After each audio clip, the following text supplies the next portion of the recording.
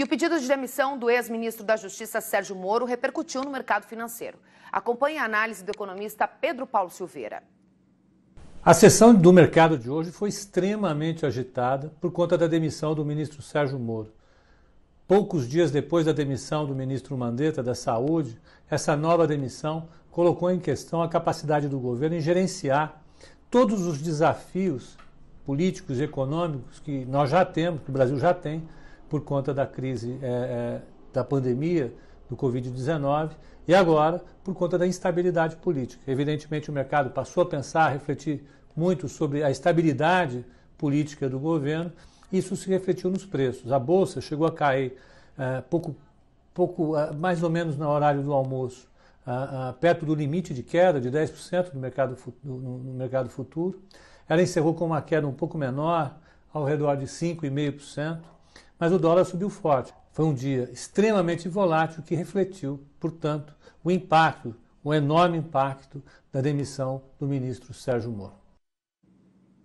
E para repercutir mais um dia histórico em Brasília, com impactos certos na política e economia do país, nós vamos agora fazer uma ampla análise com o economista Roberto Troster e com o nosso comentarista que acompanha todos os bastidores em Brasília, Benedito Rosa. Primeiro, eu vou conversar com o Troster. Boa noite, Troster. É um prazer tê-lo aqui com a gente. Boa noite, prazer estar aí com vocês. Foi um dia difícil, mas assim, não foi o único dia difícil desse ano. Além da questão do coronavírus, o Brasil demorou muito para reagir, você tem outras questões. A economia já estava anêmica, o ano passado cresceu menos que os 2 anos anteriores, investimento não recuperou, o nível continua muito baixo, gastos do governo ainda continua com déficit, a economia já estava fraca, os estrangeiros, investidores estrangeiros na Bolsa já estavam saindo. Além disso, você tem inadimplência batendo recordes tanto para a pessoa física como para a pessoa jurídica. Então, você tem um quadro difícil. Aí você tem esse ruído político, agrava um quadro. É um quadro perigoso. Na Bolsa, nem tanto, porque na Bolsa, a curto prazo, uma alta, uma queda, só afeta a riqueza de investidores. Ficam um pouco mais ricos, um pouco mais pobres. A médio prazo, uma Bolsa deprimida significa menos investimentos. Sim. Já o dólar, e o dólar volátil como ele está, é muito ruim para a economia, porque você não sabe para onde que ele vai parar. Se vai continuar subindo, se você vai ter algum efeito na inflação, você não sabe se você vai comprar insumos, especialmente no campo, que quase toda a colheita é dolarizada, ou acaba sendo influenciada pelos preços de fora. Se vai comprar insumo caro e vender com dólar barato, ou vice-versa, quer dizer, Sim. mais do que da produtividade do câmbio, acaba dependendo da cotação do dólar, algo que é ruim. Sim. E segundo, esse dólar, por muitos cidadãos e analistas, é visto como um indicador da política econômica. Esse dólar subindo acaba criando mais incertezas e pressionando ainda mais as taxas. Sim.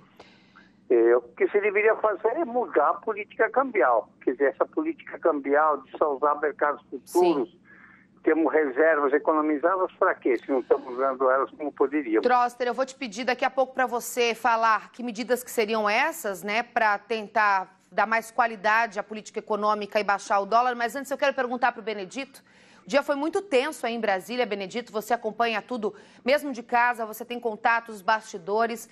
Queria saber a sua opinião sobre essa crise em meio a uma pandemia, em meio ao compromisso do governo de estimular o abastecimento do Brasil em tempos de isolamento. Boa noite.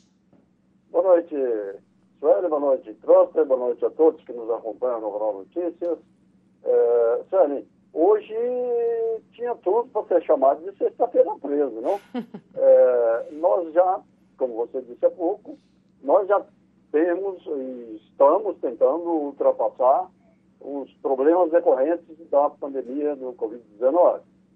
As expectativas eram de que em 2 meses, algo parecido, nós poderíamos voltar a um nível de abastecimento, de volta da atividade dos pequenos produtores, pequenas indústrias, horticultura, etc. E vem essa nova onda de instabilidade. comentou há pouco com clareza que o mercado financeiro ele segue com o seu espírito de manada que conhecemos, né? A qualquer sinal de riscos políticos, de instabilidade, o mercado se agita tanto quanto assistimos hoje. E, do ponto de vista de investimentos no agronegócio, logo agora que a medida provisória do agro foi convertida em lei, está em vigor, para estimular investimentos privados, inclusive no exterior, nós temos uma demonstração, e eu que estou aqui em Brasília há muitos anos, acompanhando gestão também, percebo que um problema de entendimento a nível gerencial entre presidente e ministro veio se arrastando pela declarações que assistimos hoje, veio se arrastando há meses ou um ano, e isso já poderia ter sido resolvido de forma razoável, equilibrada. Perfeito. Não precisaria ter chegado aonde chegou do ponto de vista de gestão. Trata-se de uma entidade, a Polícia Federal, que está no epicentro, que já apresentou problemas em outros governos também, é uma área sensível, etc. Entretanto, um problema como esse veio a trazer uma onda sobre a pandemia, que já era uma tempestade. Então, é tudo que o agro não queria nesse momento. Ou seja, numa hora como essa, as lideranças da Frente Parlamentar da Agricultura e outras precisam atuar em busca de equilíbrio, bom senso, que é o que o país precisa. Troster, rapidamente, qual é o teu conselho para o governo federal, principalmente para o Banco Central, agora que deve realizar uma nova reunião do Copom? O que o Banco Central pode fazer para apagar esse fogo, meu amigo? O Copom tem muita importância quando você tem o juro do cheque especial para o agricultor a 300, quase 300% ao ano. Se a Selic ficar 3, a 6, a 9, não vai fazer muita diferença para o agricultor. A missão do Banco Central é estabilizar o câmbio. Para isso ele tem ferramentas. Um, usar as reservas. Dois, por que os grandes investidores podem ter conta em dólar lá fora, inclusive em bancos brasileiros, e não podem ter conta em dólar aqui dentro? Isso diminuiria a volatilidade. Nós temos também a questão da tributação, porque quem opera no mercado futuro não paga IOF, e o agricultor que compra e vende câmbio paga IOF. Quer dizer, a gente tem que começar a olhar que a função do mercado financeiro é ajudar o setor não financeiro e não proteger só os rentistas. Eu acho que então um novo paradigma no mercado financeiro é importante. Para o crédito, a mesma coisa. Se o crédito estava caro, baixou compulsórios para aumentar o crédito, por que não fez isso antes? Por que continuam compulsórios lá? Perfeito. Então, eu acho que nós temos que mudar o paradigma do Banco Central da intermediação financeira. Roberto Troster, economista, um craque no mercado financeiro, dando dicas aí ao Banco Central. Vamos torcer para que o pessoal por lá tenha te ouvido, Troster. Te desejo uma ótima noite. Obrigada por nos atender sempre. Obrigado, boa noite para todos, bom fim de semana. Igualmente, saúde, se cuida, Troster. Benedito, encerrando com você. Você que tem décadas de vida aí em Brasília, de experiência no governo. O que acontece a partir de agora? O que vem pela frente, meu amigo? Bolsonaro perdeu 2 ministros super populares na última semana. Como o governo deve agir diante dessa grande crise? 30 segundos, Benê.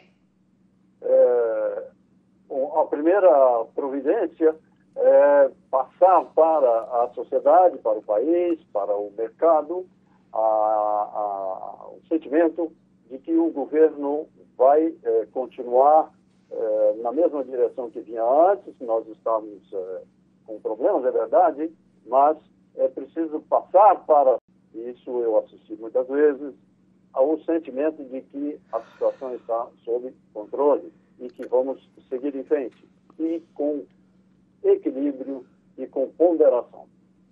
Benedito Rosa, ao vivo de Brasília.